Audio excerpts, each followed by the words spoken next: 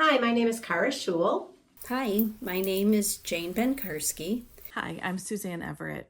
Hello, friends. My name is Reverend John Reynolds.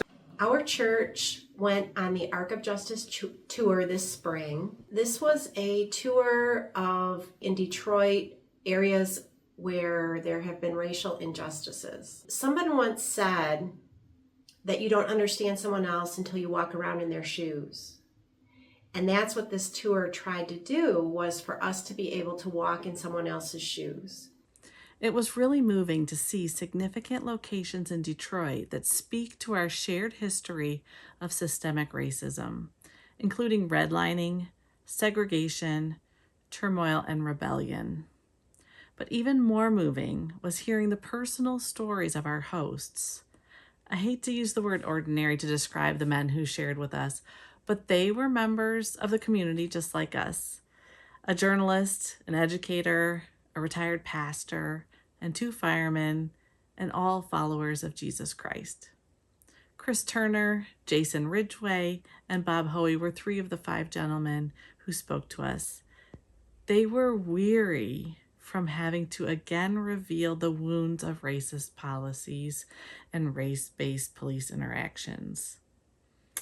But they opted to spend their Saturday educating us. We started at the Burwood Wall at 8 Mile, which was constructed in the 40s, and the purpose of it was to separate the neighborhoods between the black families and the white families. It was actually written into a federal housing rule that said walls were allowed to be constructed to keep, I want to look at the exact language that they used, to protect neighborhood values from adverse influences.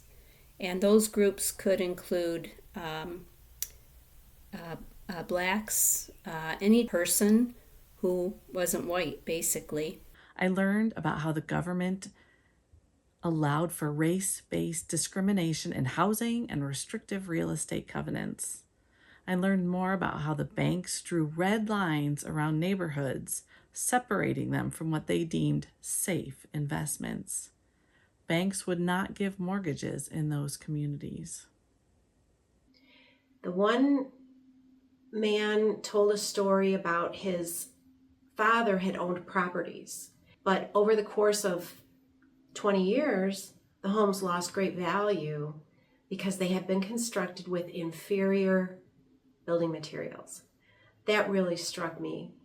There is a wall that was built, and on one side of the wall, higher quality building materials were used for the houses, and on the African American side of the wall, lower quality, inferior building materials were used to build those houses. So even if African Americans had the capital to be able to purchase homes, the homes did not retain their value the same way that the homes across the street did retain their value because of the way they were built.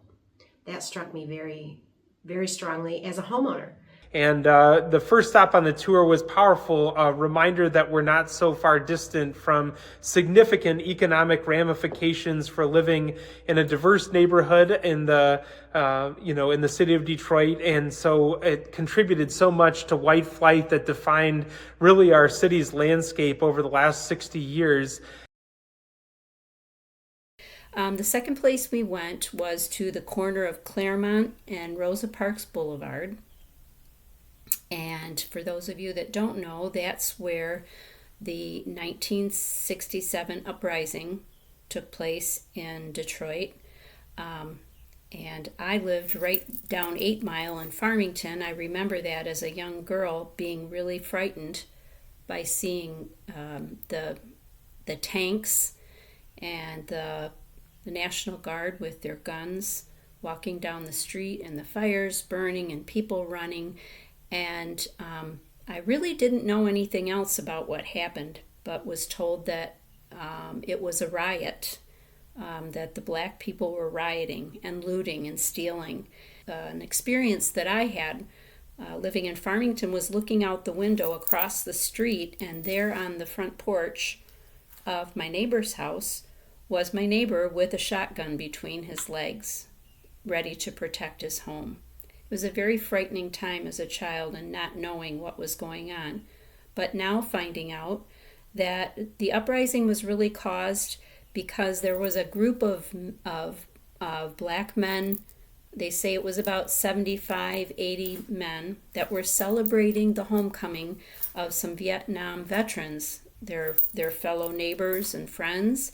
And they were in a blind pig, which was illegal, but they weren't bothering anyone. They were staying within their boundaries.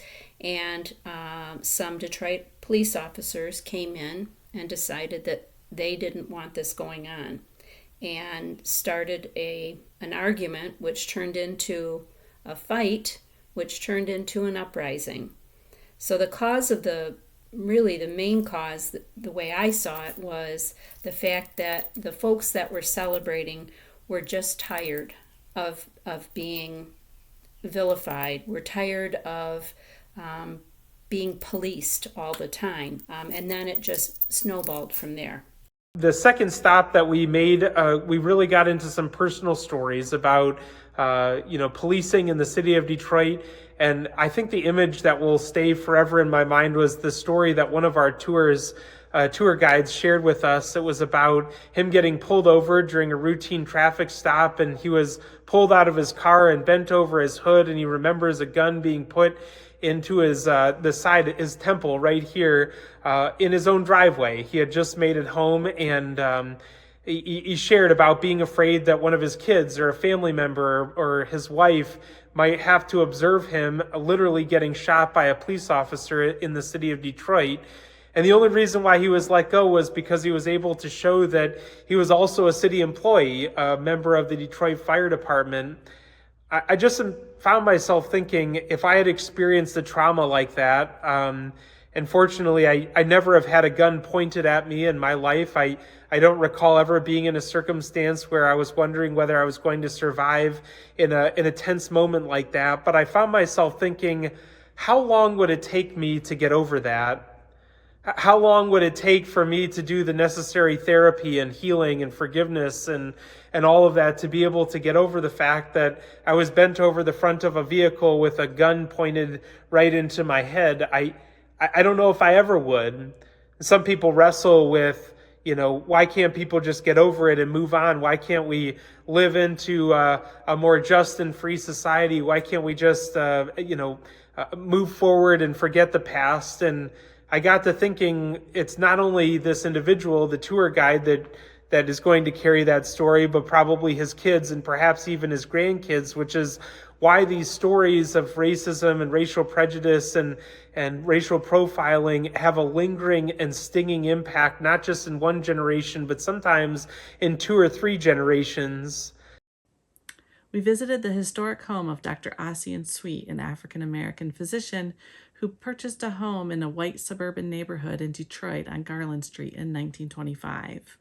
Our host described how the whole neighborhood gathered to, let's say, encourage the Sweets to leave.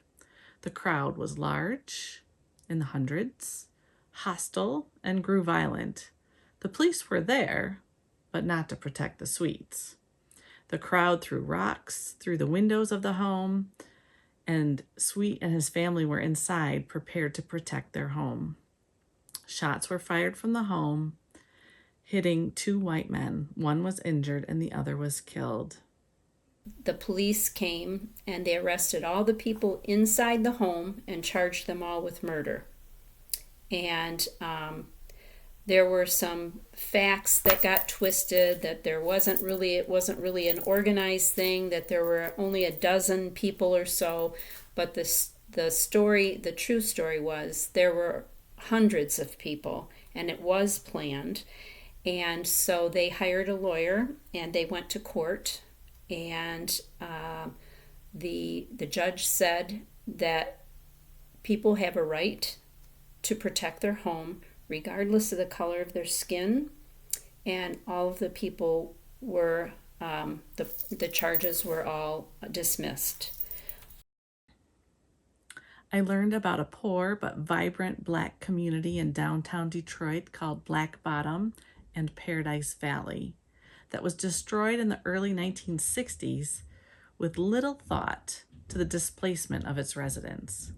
The supposed urban renewal of the city didn't happen, and the I-375 highway was constructed in its place.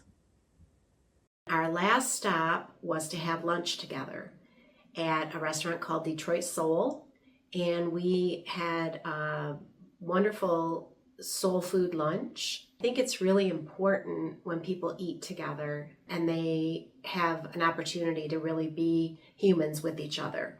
It's one thing to read about these laws and historic events, but it's a whole other thing to see how generations have been affected by systemic racism. It was really moving and hard to hear some of these stories, but it's important that we understand what our fellow citizens go through and have gone through, not just in history, but today.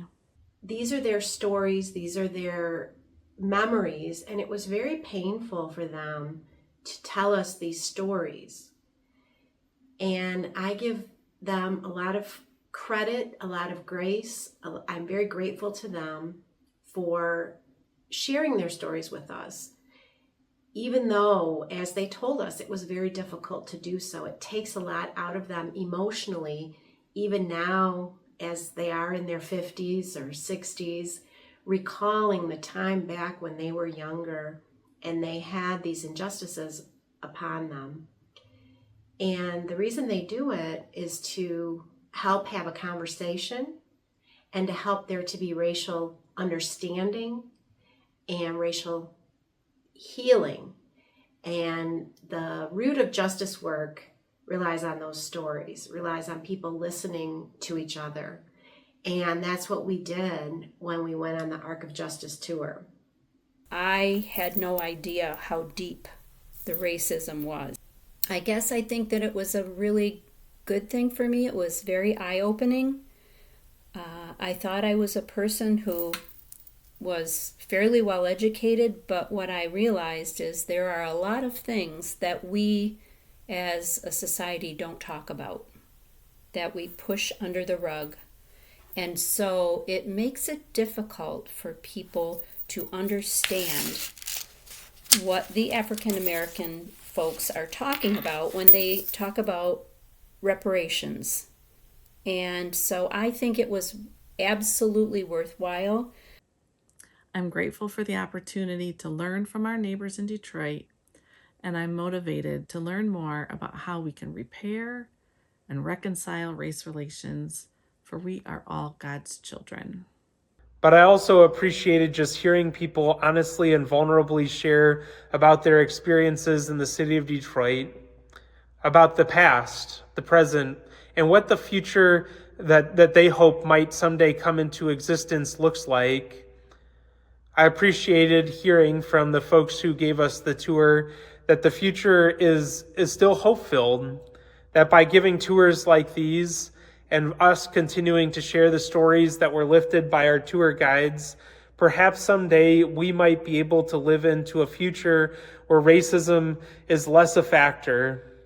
Perhaps we'd be able to live into a world where some of the socioeconomic challenges and divides that plagued our nation's history, particularly in the city of Detroit and the surrounding metro area, are less a part of the story in the future. I appreciated the tour, the history, the current events, the realities that are facing African American community in our modern world, and I hope that others can continue to be a part of taking these field trips and these tours from our church to learn more about our past so that our future might look different. Thank you.